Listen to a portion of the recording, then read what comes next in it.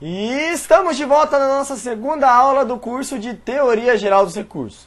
E agora que você já fez aquela pausa, já tomou uma água, né, já deu aquela esticada no corpo, chegou a hora de colocar de novo os seus neurônios para trabalhar. Então vem aqui comigo, vamos começar a falar aqui do cabimento, né, que é um dos requisitos intrínsecos. E para falar do cabimento é necessário que nós façamos o quê? Uma retrospectiva dos remédios recursais existentes no nosso Código de Processo Civil. Vem comigo para a gente fazer a leitura, tá? Então, onde estão esses remédios recursais? Está lá no artigo 994 do nosso CPC.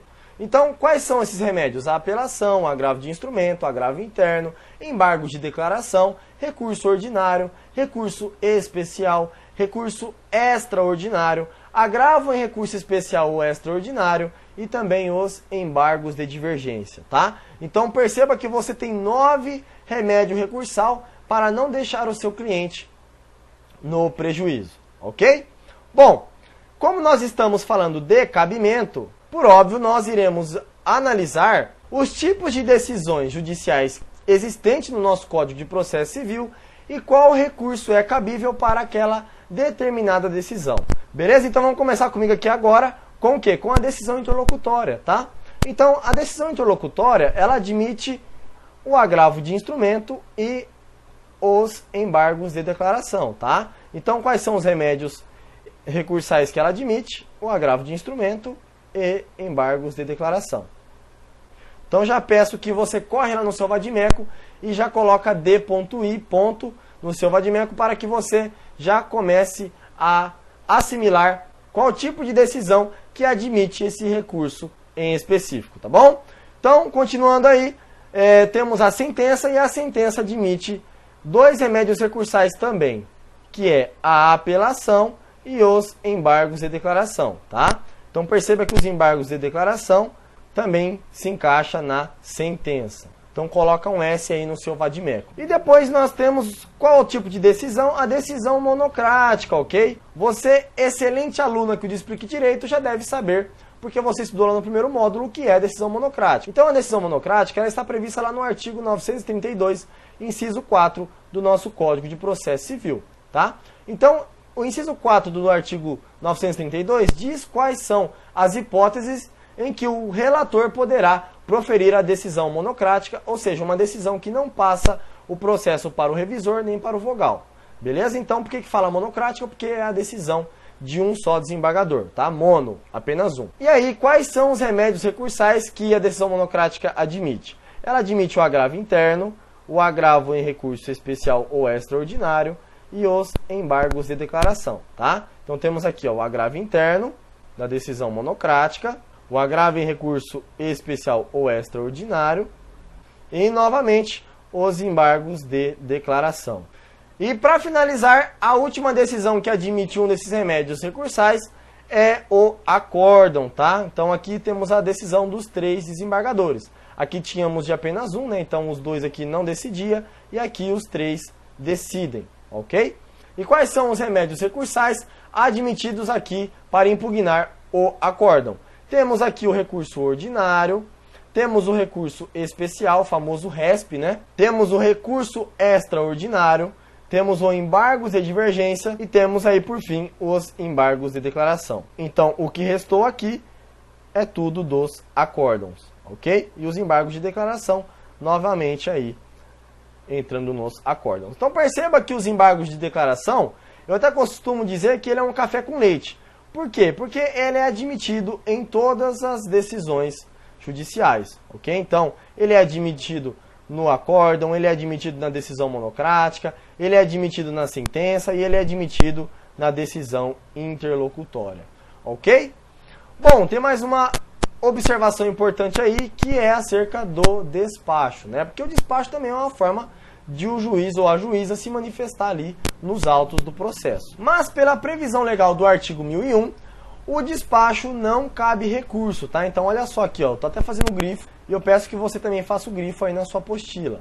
Então o nosso legislador, ele não admitiu a possibilidade de ingressar com recurso contra um despacho. Beleza? Mas é agora, neste tema do despacho, que a gente vai entrar e vai ver aqui algumas possibilidades que você, como um excelente profissional, do mercado deve saber, beleza? Todo profissional de destaque é aquele que sabe além da média. E a média não vai saber o que você vai aprender aqui no próximo slide. Vamos lá. Bom, esse conhecimento que eu vou passar para você, ele advém de uma crítica doutrinária, tá? Essa crítica doutrinária, ela critica essa previsão legal do artigo 1001 do legislador que diz que não cabe recurso de despachos, ok? E a doutrina traz aqui para nós um problemão que pode acontecer com você quando você estiver advogando, pode acontecer com você quando você estiver trabalhando na promotoria, ou pode cair na sua prova ou no seu concurso, tá bom? Então vem aqui comigo.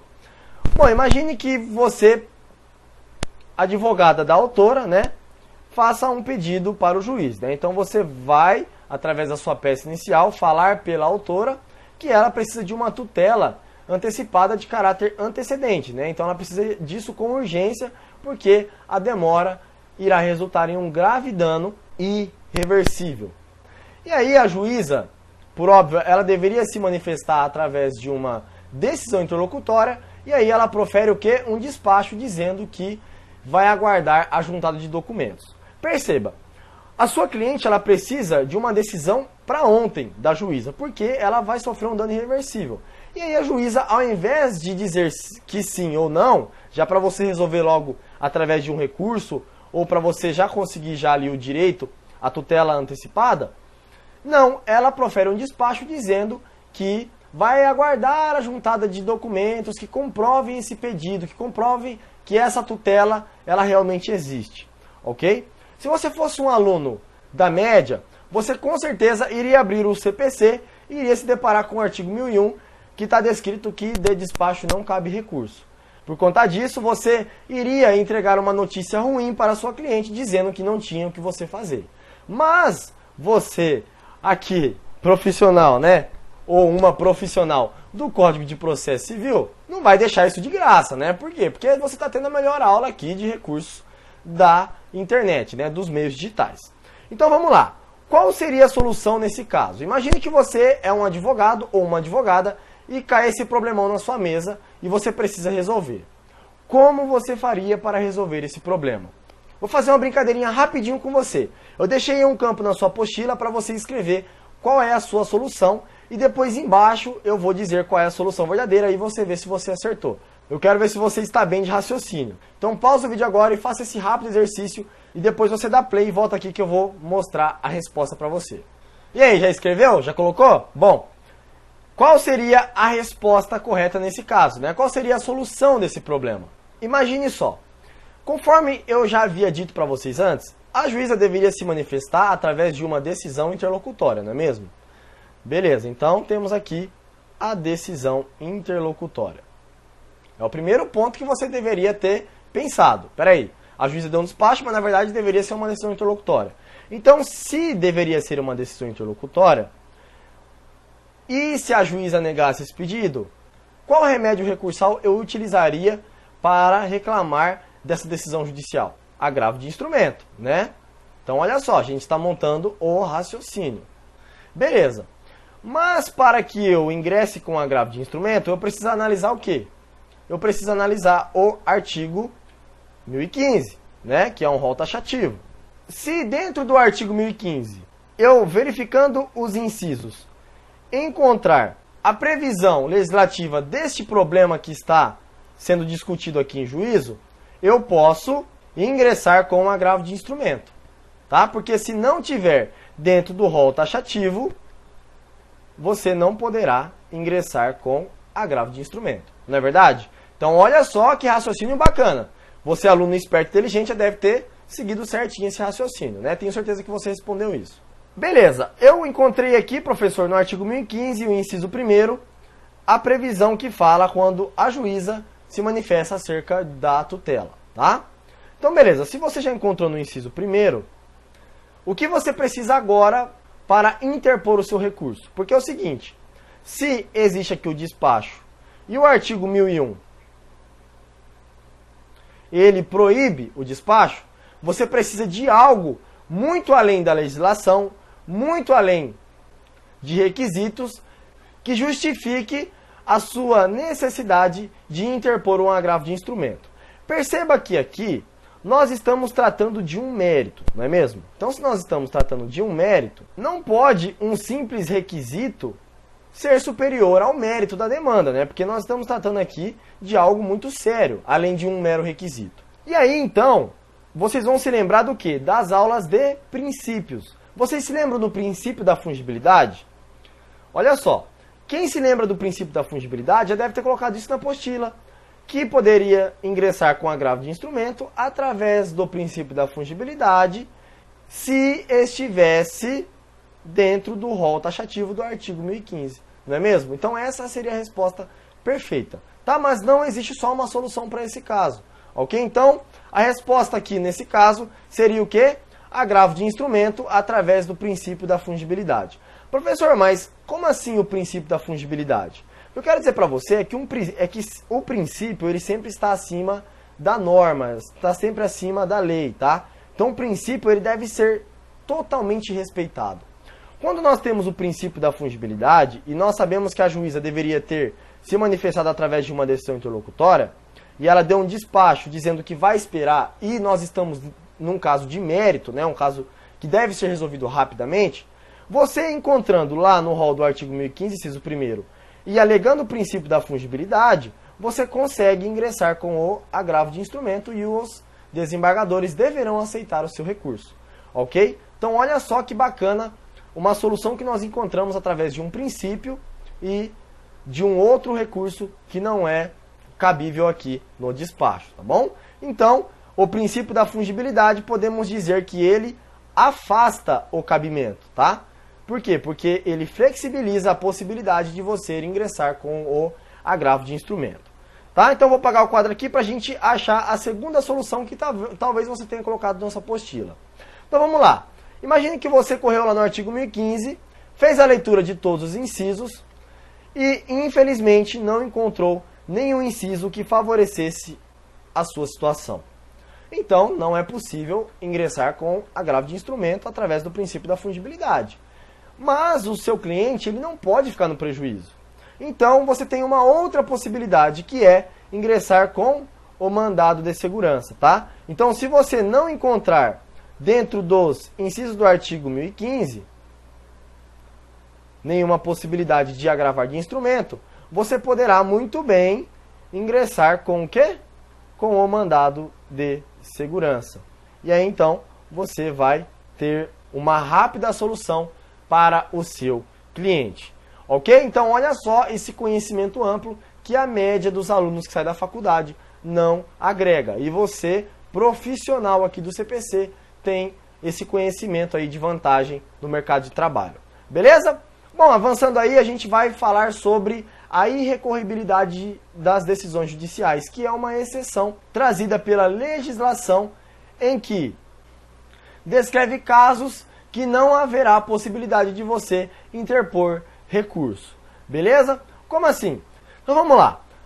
Vocês aprenderam acerca da decisão interlocutória e da decisão monocrática, não foi? Então imagine que um juiz profere uma decisão interlocutória ou imagine que um relator profere uma decisão monocrática.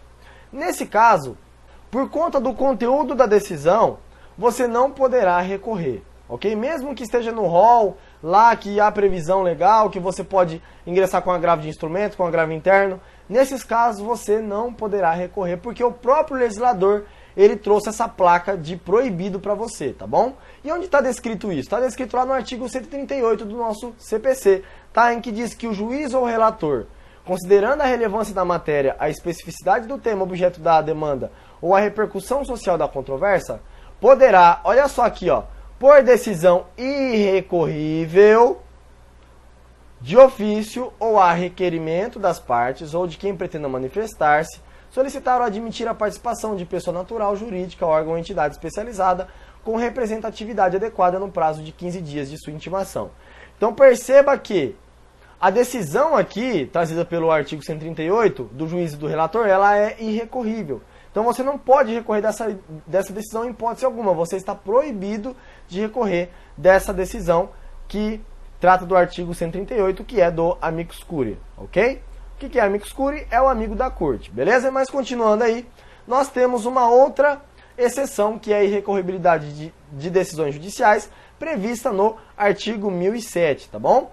Então o artigo 1007 ele descreve o quê? Que no ato de interposição do recurso, o recorrente comprovará, quando exigido pela legislação pertinente, o respectivo preparo. Para quem não sabe, o preparo é as custas recursais, tá? Então, você tem que pagar essas custas recursais para que o recurso do seu cliente ele seja analisado pelos desembargadores. E perceba que o artigo continua dizendo o quê? Sob pena de deserção, ou seja, se você não recolher as custas no prazo correto, o seu recurso será julgado deserto e não será analisado pelos desembargadores, tá bom?